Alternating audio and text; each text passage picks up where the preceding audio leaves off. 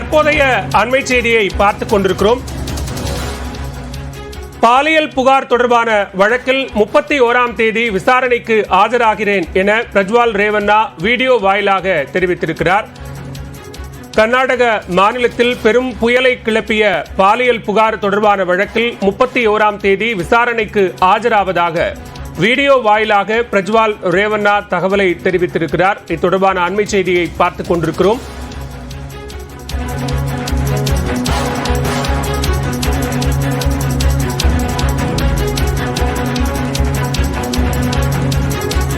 முன்னாள் பிரதமர் தேவகவுடாவின் பேரனும் அசன் மக்களவை தொகுதியினுடைய எம்பியுமான பிரஜ்வால் ரேவண்ணா பாலியல் புகார் தொடர்பான வழக்கில் குற்றம் சாட்டப்பட்டிருந்தார். அவர் தலைமறைவாக இருக்கிறார் என்று கூறப்பட்டிருந்த நிலையில் தற்போது பாலியல் புகார் தொடர்பான வழக்கில் நேரில் 31ஆம் தேதி விசாரணைக்கு ஆஜராவதாக வீடியோ வாயிலாக தெரிவித்திருக்கிறார். கர்நாடக மாநில மக்கள் மற்றும் தேவகவுடா குடும்பத்தினரிடம் மன்னிப்பு கேட்பதாகவும் அந்த வீடியோவில் பிரஜ்வால் தெரிவித்திருக்கிறார். கடந்த சில தினங்களுக்கு முன்னர் தேர்தல் பரப்புரையில் பேசிய தேவகவுடா எந்த பிரச்சனையாக இருந்தாலும் நேரில் வந்து விசாரணையை சந்திக்குமாறு பிரஜ்வால் ரேவண்ணாவுக்கு கோரிக்கை விடுத்திருந்தார். இந்நிலையில் வரும் 31ஆம் தேதி பிரஜ்வால் ரேவண்ணா விசாரணைக்கு ஆஜராவதாக வீடியோ வாயிலாக தெரிவித்திருக்கிறார்.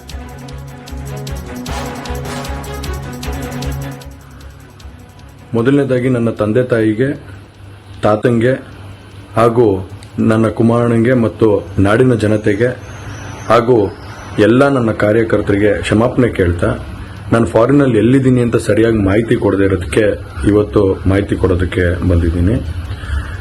ಏನು 26ನೇ ತಾರೀಕು ಚುನಾವಣೆ ನಡೀತು. 26ನೇ ತಾರೀಕು ಚುನಾವಣೆ ನಡೆದಂಥ ಸಂದರ್ಭದಲ್ಲಿ ಅವತ್ತು ನನ್ನ ಮೇಲೆ ಯಾವುದೇ ರೀತಿ ಒಂದು ಪ್ರಕರಣ ಆಗಲಿ, ಯಾವುದೇ ಒಂದು ಕೇಸ್ ಆಗಲಿ ಏನೂ ಇರಲಿಲ್ಲ. SITನೂ ಕೂಡ ರಚನೆ ಆಗಿರಲಿಲ್ಲ. ಈ 26ನೇ ತಾರೀಕು ನಾನು ಫಾರಿನ್ ಹೋಗೋದು ಕೂಡ ಇದು ಮುಂಚೆನೆ ಪ್ರೀ ಪ್ಲಾನ್ ಆಗಿತ್ತು. ಹಾಗಾಗಿ ನಾನು ಫಾರಿನ್ ಹೊರಟಾದ ಮೇಲೆ 3-4 ದಿನದ ನಂತರ ನಾನು ಯೂಟ್ಯೂಬ್ ನೋಡುವಂತ ಸಂದರ್ಭದಲ್ಲಿ, ನ್ಯೂಸ್ ಚಾನೆಲ್ ನೋಡುವಂತ ಸಂದರ್ಭದಲ್ಲಿ ನನಗೆ ಈ ಮಾಹಿತಿ ದೊರಕುವಂತ ಕೆಲಸ ಆಯಿತು. ಮಾಹಿತಿ ದೊರಕದ ಮೇಲೆ ನಂತರ SITನೂ ಕೂಡ ಏನು ಒಂದು ನೋಟಿಸ್ ಕೊಡುವಂತ ಕೆಲಸ ಮಾಡಿತು. ಆ SIT ನೋಟಿಸ್ಗೂ ಕೂಡ ನಾನು ಎಕ್ಸ್ ಖಾತೆ ಮುಖಾಂತರ ಮತ್ತು ನನ್ನ ಲಾಯರ್ ಮುಖಾಂತರ ನಾನು 7 ದಿನ ಸಮಯ ಅವಕಾಶ ಕೇಳಿದ್ದೆ.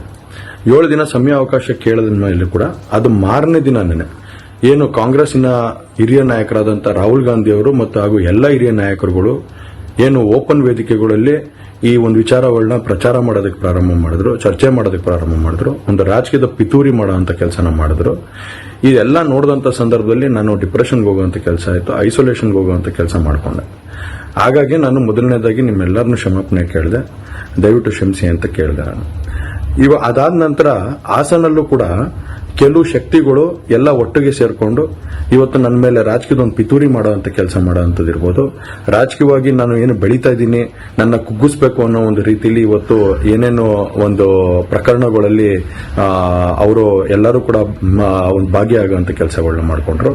ಹಾಗಾಗಿ ಇವನ್ನೆಲ್ಲ ನೋಡಿದಂತ ಸಂದರ್ಭದಲ್ಲಿ ಇದ್ದಿದ್ದು ಇನ್ನ ಒಂದು ಆಘಾತ ಆಗುವಂತ ಕೆಲಸ ಆಗಿ ನಾನೇ ಒಂಚೂರು ದೂರ ಇದ್ದೆ. ಹಾಗಾಗಿ ಯಾರು ಕೂಡ ಇದ್ರ ಬಗ್ಗೆ ತಪ್ಪು ತಿಳಿಯೋದು ಬೇಡ. ನಾನೇ ಖುದ್ದಾಗಿ பாலியல் புகார் தொடர்பான வழக்கில் 31ஆம் தேதி விசாரணைக்கு ஆஜராவதாக வீடியோ வாயிலாக பிரஜ்வால் ரேவண்ணா தெரிவித்திருக்கிறார். இந்த வீடியோ காட்சிகளை பார்த்தோம்.